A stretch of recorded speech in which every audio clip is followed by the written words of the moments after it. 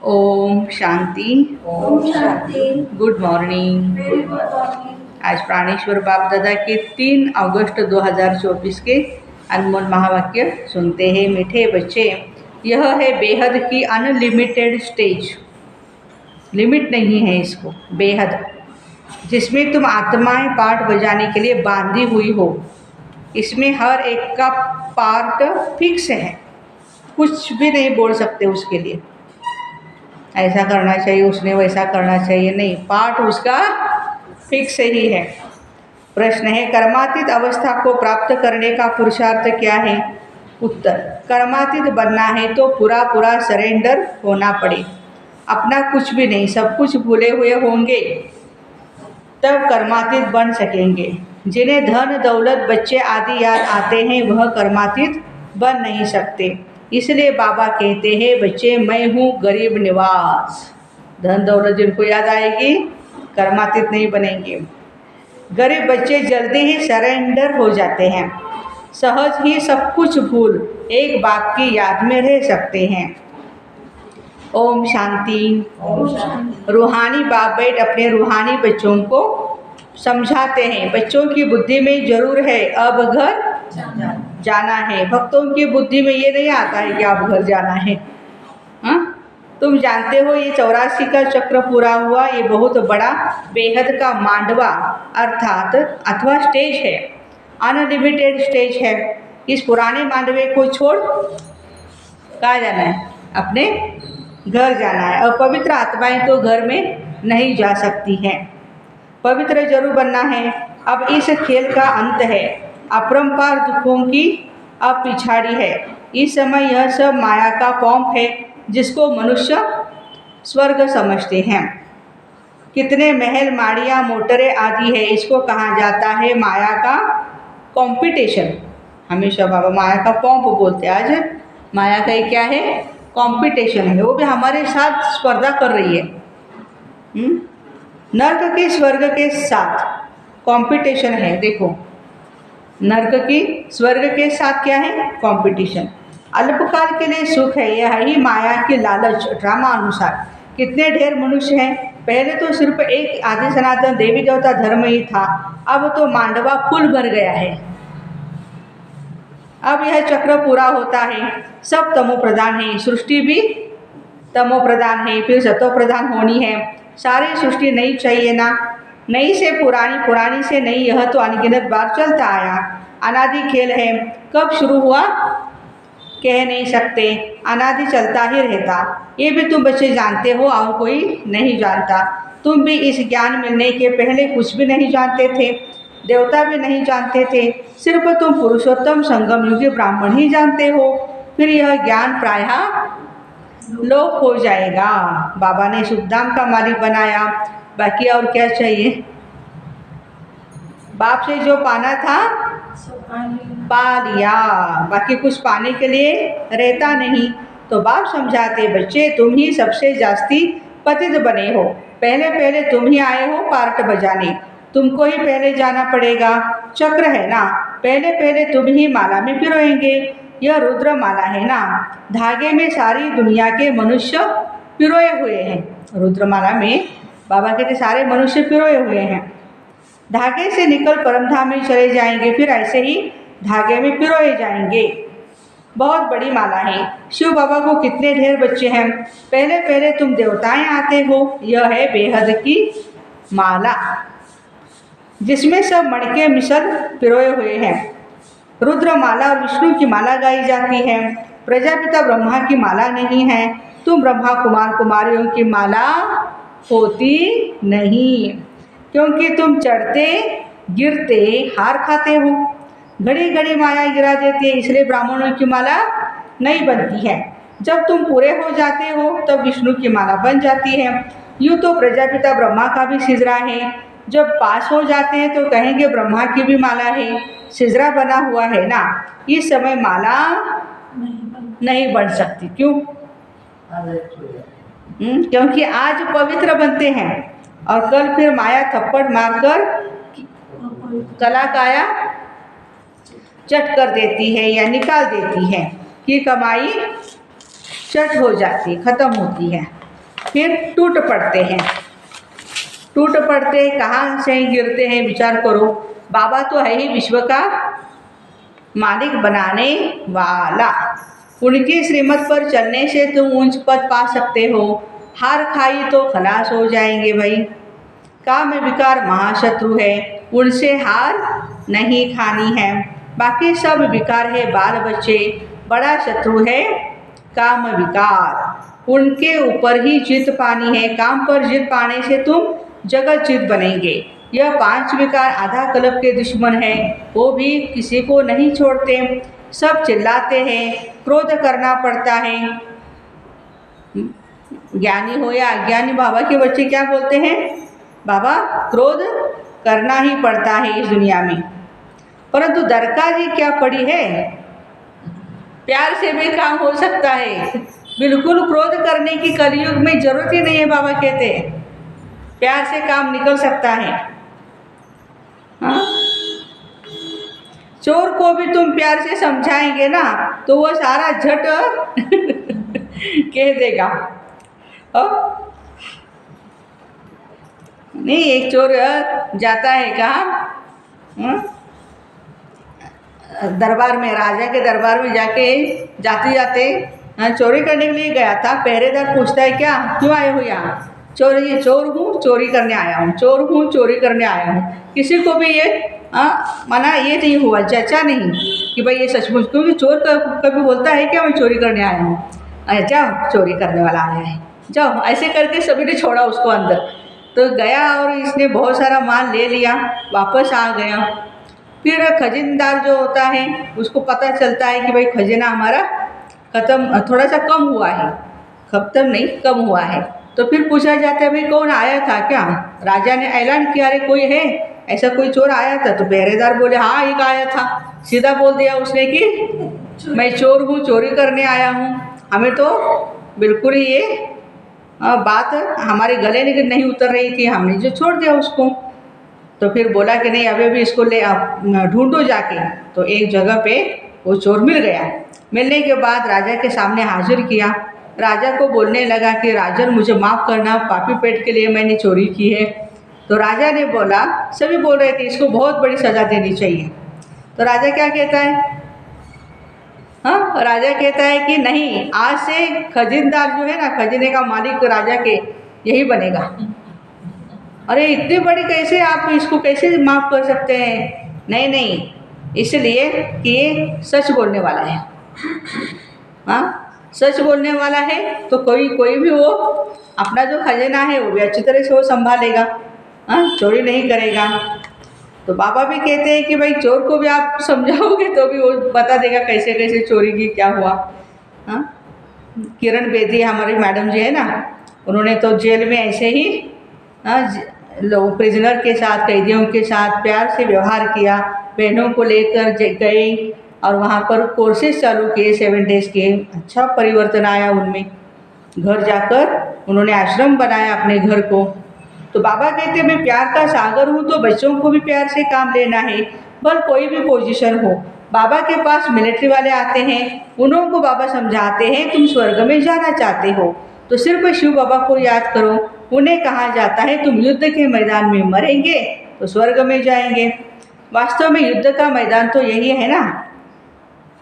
वह तो लड़ाई करते करते मर जाते हैं तो फिर वहाँ जाकर जन्म लेते हैं, क्योंकि संस्कार ले जाते हैं मिलिट्री वाले। स्वर्ग में तो जा नहीं सकते, तो बाबा उन्हों को समझाते शिव बाबा को याद करने से तुम स्वर्ग में जा सकते हो। बाबा के ऐसे बहुत सारे बच्चे फौजी हैं जो राजयोग पढ़ते हैं, करते रहते हैं, क्योंकि स्वर्ग की स्थापना हो रही है।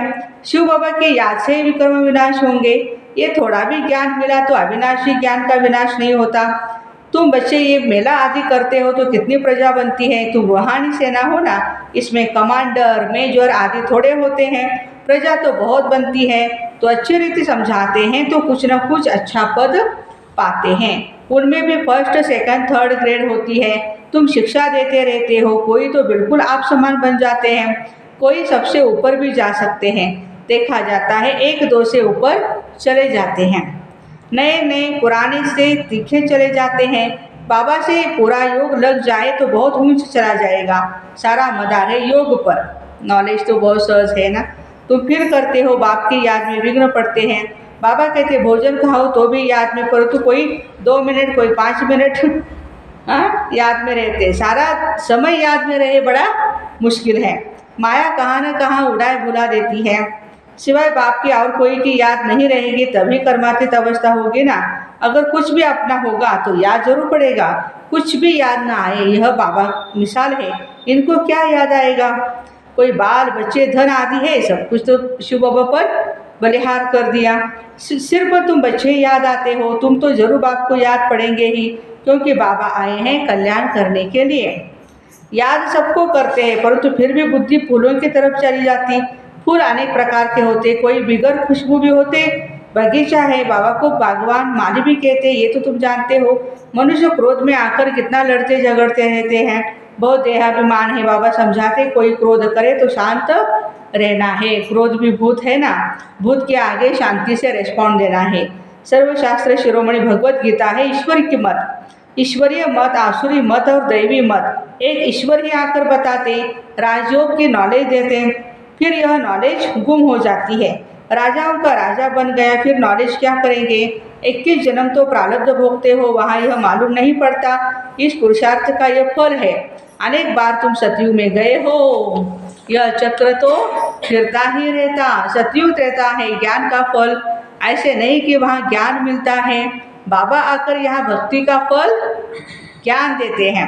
बाबा ने बताया तुमने जास्ती भक्ति की है, अब एक ही बाप को याद करो तो तमो प्रधान से सतो प्रधान बन जाएंगे। इसमें ही बड़ी मेहनत है। रचना के आदि मध्य अंत को याद करो तो चक्रवर्ती राजा बन जाएंगे। भगवान बच्चों को भगवान भगवती बनाते हैं, परंतु देहधारी को भगवान भगवती कहना रॉन्ग है।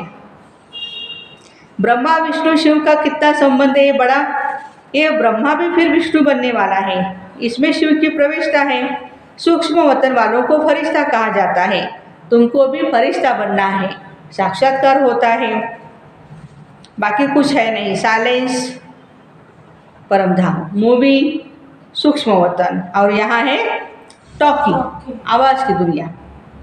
यह है डिटेल। बाकी नटशल में भी कहते हैं मन मना भव मामेकम याद करो और सृष्टि चक्र को याद करो।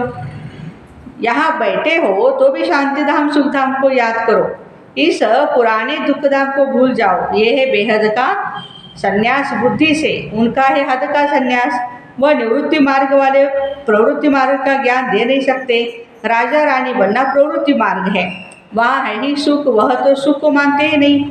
सन्यासी भी करोड़ों के अंदाज में है, देखो कितने हैं, करोड़ों के अंदाज में। उन्होंने परवरिश या कमाई होती है किसके द्वारा, सन्यासियों की का परवरिश किसके द्वारा, हम गृहस्थियों के द्वारा ही होती है ना। वो तो कहाँ जा कर के कमाते तो है नहीं। हाँ, तो बाबा कहते हैं एक तो तुमने दान पुण्य में लगाया, फिर पाप का धंधा किया तो पापात्मा बन गए। तुम बच्चे तो अभी अविनाशी ज्ञान रत्नों की लेन देन करते हो, वे धर्मशाला आदि बनवाते, दूसरे जन्म में अच्छा फल मिलेगा। यह है ही बेहद का बाप। यह है डायरेक्ट, वह है इनडायरेक्ट, ईश्वर अर्पणम कहते हैं। अब भूख तो दोनों को ही है नहीं, शिव बाबा तो है ही दाता, उनको भूख होगी क्या, भगवान तो अभोक्ता है ना, बाबा को भूख नहीं लगती है। हाँ, श्री कृष्ण दाता नहीं है, बाप तो सबको देने वाला है, लेने वाला नहीं। अंडरलाइन, बाबा कभी भी लेते नहीं हैं। हम जो भी कुछ करते हैं हमारे भाग्य में जमा हो जाता है। एक देवे 10 पावे, गरीब 2 रुपया देता है तो उसको पदम मिलते, कितने मिलते, पदम। सुदामा का भी मिसाल है ना। भारत सोने की चिड़िया था ना, बाबा ने कितना धनवान बनाया। सोमनाथ के मंदिर में कितना अतिचार धन था, कितना लूट करके गए, बड़े बड़े हीरे जवाहर थे, अब तो देखने में भी नहीं आते, कटकुट हो गए हैं। फिर हिस्ट्री रिपीट होगी, वहाँ सब खानियाँ तुम्हारे लिए भरपूर हो जाएगी। हीरे जवाहर तो वहाँ जैसे पत्थर मिसल रहते हैं, कहाँ, सतयुग में। बाबा अविनाशी ज्ञान रत्न देते हैं जिससे तुम अथाह धनवान बन जाते। तो मीठे मीठे बच्चों को कितनी खुशी होनी चाहिए, जितना पढ़ते रहेंगे उतनी खुशी का पारा चढ़ता रहेगा। बड़ा इम्तहान पास करते हैं तो बुद्धि में रहता है ना, यह पास कर फिर यह बनेंगे, यह करेंगे, तुम भी जानते हो यह देवता बनेंगे। ये तो जड़ चित्र है, हम वहाँ चैतन्य बनेंगे। यह चित्र भी तुमने जो बनाए कहाँ से आए? दिव्य दृष्टि से तुम देख आए हो। चित्र बड़े वंडरफुल है, कोई समझेंगे यह ब्रह्मा ने बनाया क्या? तो क्या कहना चाहिए? बाबा ने, शिव बाबा ने साक्षात्कार कराया है, ऐसे ऐसे बनाओ, गाइडलाइन दी है। अगर यह कोई से सीखा होता तो सिर्फ एक थोड़े ही सीखा होता, और भी सीखे होते ना। ये कहते हैं मैं कुछ भी सीखा हुआ नहीं, ये तो बाप ने दिव्य दृष्टि द्वारा बनवाए। यह चित्र सब श्रीमत से बने हुए हैं, यह मनुष्य मत के नहीं। ये सब खलास हो जाएंगे, कुछ भी नाम निशान नहीं रहेगा। इस सृष्टि का भी अंत है। भक्ति की कितनी सामग्री है, ये नहीं रहेगी। नई दुनिया में सब कुछ नया। तुम अनेक बार स्वर्ग के मालिक बने हो, फिर माया ने तुमको हराया है। माया विकारों को कहा जाता है, न कि धन को। तुम बच्चे रावण की जंजीर में आधा कल्प से फंसे हुए थे। रावण है सबसे पुराना दुश्मन, आधा कल्प उनका राज्य चलता है। लाखों वर्ष कह देने से फिर आधा आधा का हिसाब नहीं निकलता है। कितना फर्क है, तुमको तो बाबा ने बताया है। सारे कल्प की आयु है 5000 वर्ष, 84 लाख योनियाँ नहीं है। ये बड़ा गपोड़ा है। सूर्यवंशी चंद्रवंशी देवी देवता इतने लाखों वर्ष राज्य करते थे क्या? ये बुद्धि काम नहीं करती। सन्यासी तो समझते हैं अभी हम अपने को रॉन्ग मान लेवे तो सब फॉलोअर्स हमको छोड़ करके चले जाएंगे, रिवोल्यूशन हो जाए। इसलिए रिवोल्यूशन माना क्रांति। इसलिए अभी वो तुम्हारी मत पर चल अपने राजा ही नहीं छोड़ेंगे, पिछाड़ी में कुछ समझेंगे, अभी नहीं। अभी कितने साधु महाराज हैं, संत महंत है, वो बाबा की मुरली अपने क्लास में पढ़ते हैं। न साहूकार लोग ज्ञान लेंगे। बाबा कहते मैं गरीब निवाज हूँ। साहूकार लोग कभी भी सरेंडर होकर के कर्मातीत अवस्था को पा नहीं सकते। बाप तो बड़ा जबरदस्त सर्राफ है, हाँ, सेठ जी हैं, और हीरे रत्नों का भी व्यापारी। गरीबों का ही लेंगे, साहूकारों को लेवे तो क्या होगा? साहूकारों का लेंगे तो बाबा को उनको देना भी पड़ेगा। साहूकार उठते भी मुश्किल है, क्योंकि इसमें सब कुछ भूलना पड़ता है। कुछ भी पास न रहे तब कर्मातीत अवस्था हो, साहूकार लोग भूल नहीं सकेंगे। जिन्होंने कल्प पहले वर्षा लिया है वही वर्षा लेंगे। अच्छा, मीठे मीठे सिक्की लदे बच्चों प्रति माता पिता बाप दादा का याद प्यार और गुड मॉर्निंग। रूहानी बाप की रूहानी बच्चों को नमस्ते। बच्चों की रूहानी माता पिता बाप दादा को याद प्यार, गुड मॉर्निंग और नमस्ते। वाह बाबा वाह, शुक्रिया बाबा शुक्रिया।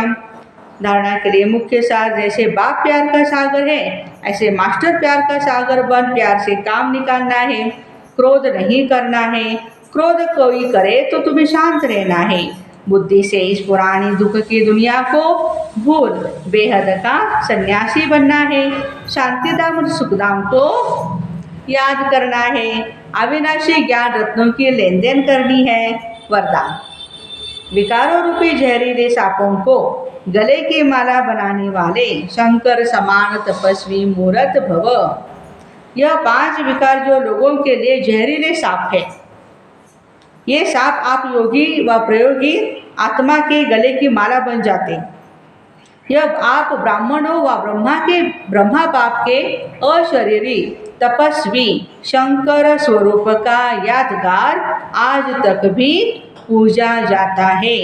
दूसरा, यह सांप खुशी में नाचने की स्टेज बन जाती है। श्री कृष्ण के लिए बोलते थे ना कि उन्होंने कलिया मर्दन किया था और उसके ऊपर डांस भी किया था सांप के ऊपर। यह स्थिति स्टेज के रूप में दिखाते हैं। तो जब विकारों पर ऐसी विजय होना तब कहेंगे तपस्वी मूर्त प्रयोगी आत्मा। स्लोगन है, जिनका स्वभाव मीठा है, शांत चित्त है, उस पर क्रोध का भूत वार नहीं कर सकता। जिसका स्वभाव शांत चित्त और मीठा है, उस पर क्रोध का भूत वार नहीं कर सकता। तो ऐसे विकारों रूपी जहरीले सांपों को गले की माला बनाने वाले शंकर समान तपस्वी मूर्त भाई बहनों को ओम शांति।